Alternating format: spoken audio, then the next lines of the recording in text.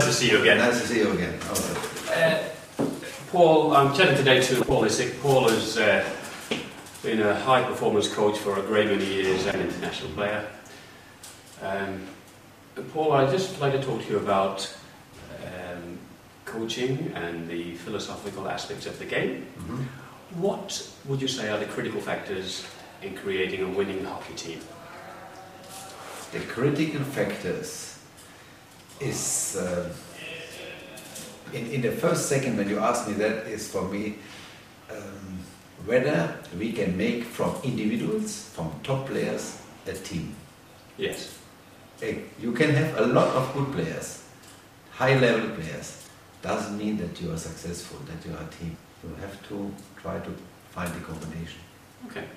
In the modern game, how important is it to have a specialist drag flicker? A track flicker? Yes. One is not enough. One's not enough. So very critical, you're saying? Yes. Critically important. I think it's very important to have at least two top flickers. Yes. For the disease. Okay, you're working with the Australian team now, heading into the Olympics. You've just been through the selection process. How do you then select one player over another? I'm here now 3 years, since 2009, and I'm observing Australian players and the team going with to all the big events, Champions Trophy, Commonwealth Games, World Cup, till today, and have seen the players playing against the top teams in the world. And I think now, after all this, going through all these events, I think I have quite a good view about the players, and I'm happy that my selection is very, very close to the other colleagues from the Australian team. Okay. How do you motivate a player? The biggest motivation for a player is to be a national player and be a member of the national team. That, I think, is also in Australia the same like in Malaysia or in Germany, where I have worked before. To belong into this group of players is a very big attraction, especially to be in the Olympic Games. That is the highest target what a player can have. Okay, so you've motivated your player. Something's not going well. How do you criticise them? Good. It's a good point. One of my principles in my coaching time was to let the player first know how much I'm respecting him, because I have selected him. So he has a lot of credit on his bank account. Yes. And from that account, I think I can sometimes withdraw something when I think it is not good enough. And most of the players, they agree with that system and with that critics, because they say it's a normal thing that they make mistakes. Yes. Okay. These days, in the Australian team, perhaps more than any other team, we see players, they're all-round players. They play across the lines. We no longer see the full-back dedicated half player forward. We see these intermingling of players. How do you develop the all-round player? It is better to say how Australian coaches develop their players to be flexible, to be all-rounders, right? Because I'm a member now of a team of the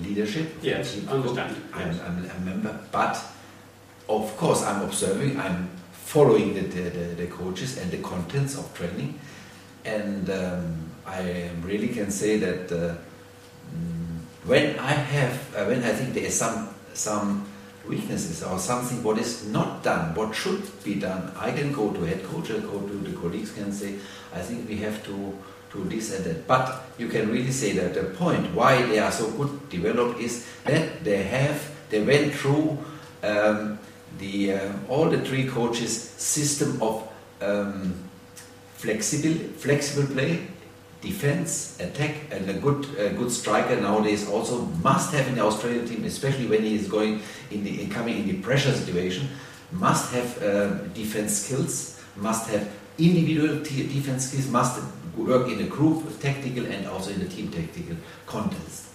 That means that is very important for defenders.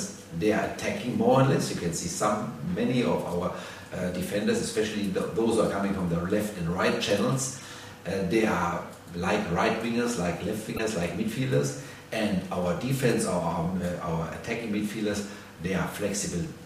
It shows the name already that when we say it's an attacking midfielder, he is a midfielder, and that means with the ability to attack and then also to defend. That means the defenders have first to defend and then to attack in their concrete game situation. Okay. Let me talk to you now as though you were running your own team. So now you're no longer part of an Australian coaching scenario. Yes. Let me elevate you back to those days when you were the head coach, and you have been the head coach of the national teams. Yes. So now, let's say tomorrow somebody comes and knocks on your door and says, "Paul, I'm giving you the job as the head coach." Yes. So for this next question, then, everybody reviews the short corner. The attacking short corner. The word comes out from the benches, tell the instruction which short corner to use. If you were coaching the side, would you then review the defending short corner in real time during the game, or do you just leave it until half time? Or leave it up to? Half time, before you correct those changes. First of all, defending short corner. The team is prepared for PCs against, for the short corner against. That means before the game they already have a structure. They have different systems of running out or defending the PC with the 4 players plus goalkeeper. That is similar like the attacking short corner. There are set pieces where the players have to stand to go. And during the game, there are sometimes some concrete changes will be made. Yes. That's from the bench side, from the coach's side. Then I would say when I really see there's something unexpected from the opponent side, I would like to change it, and so I will tell my captain or my one of my playing players that they please give the message that we should be aware of the next short corner should be the system changed, or should be like that. Yeah, okay. When a player receives the ball, what's the first thing they should do? Good question. Receiving is one of our main skills what we use. When you cannot receive, when you cannot hold the ball, when you cannot get the ball properly, you will also lose many chances to play. That means what is important is first of all to receive. That means to grab it and to keep it. This is a different situation like when we make a first time, that we have deflection or redirection of the ball. That is a different story. But when we have to trap the ball and to possess the ball, then we have to use the right skill to trap it. That means in different situations, sometimes upright stick, sometimes whatever, high stick, sometimes you have to use your body. Also, that's the next point, you have to also to shield the ball that you have it and you keep it, and because the opponents are coming from all sides nowadays. Yes. Okay.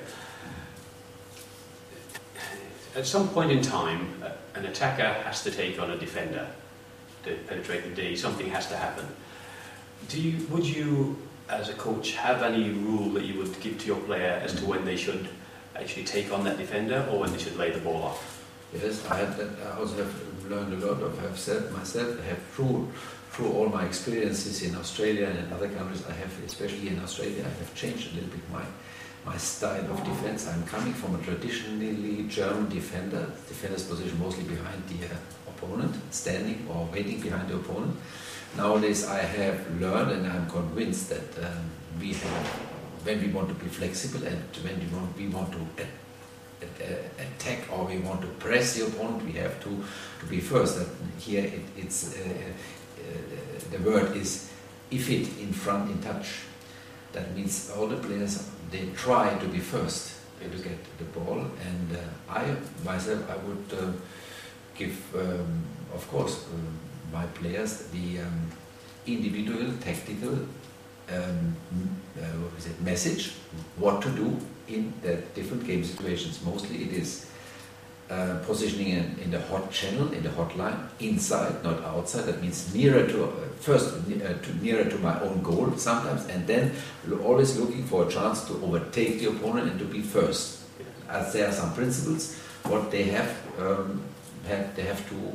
they try to follow that one. That they always have an advantage on the field. Okay. Last question for this part of the interview. We've had some changes of rules over recent years. In fact, almost every year we've had a rule change or a trial rule, which we've been doing in hockey. If you could change one rule, or even two rules, what would you change and why?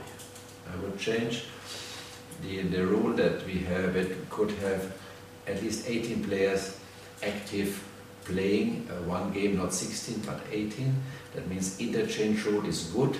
We can make use of all the 18 players, that we also maybe have the chance to play with two goalkeepers. You see now 90% of all the teams are using now only one goalkeeper, and they take that risk not to, let's say, to be more flexible with the field players, because they are slightly more injured and there's more need to change them. And therefore I think that is finally not, for me, that is a weak point in our system, in our rules, that we have not a second goalkeeper on the bench. And when we have 18 players, I think the coaches will be more cautious and will take the second goalkeeper on the bench. I think that is the rule what I would have immediately changed, to be more flexible with on the